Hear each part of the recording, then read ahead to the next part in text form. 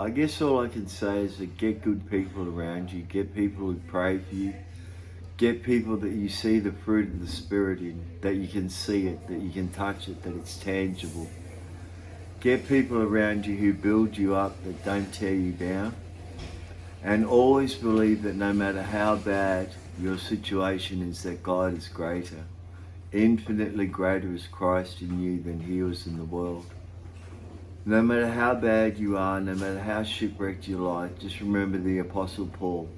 He was an enemy of God at first. He crucified the Christians, and yet he became a great apostle of God. Why? Because God took him out of where he was and put him into his true God-fearing destiny.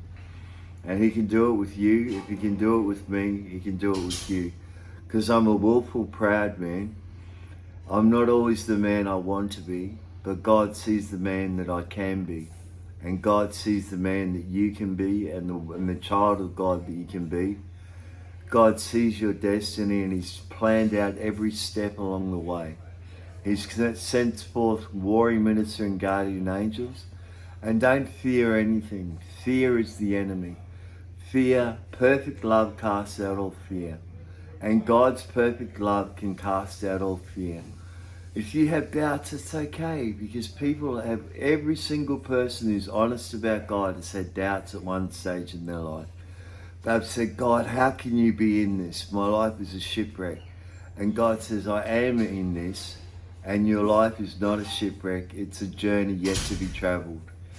And all I can say to you is never ever give up on God, because he never ever gives up on you. I had a stroke 7 months ago, and I was paralysed down one side of my body. The doctors said that I'll never walk again, I'll never talk again. And I said to them, I don't accept Satan's report on my life. I accept that God will get me out of this stroke in 2 weeks. And I was walking after 2 weeks, talking after 2 weeks. I had, my body was normal again.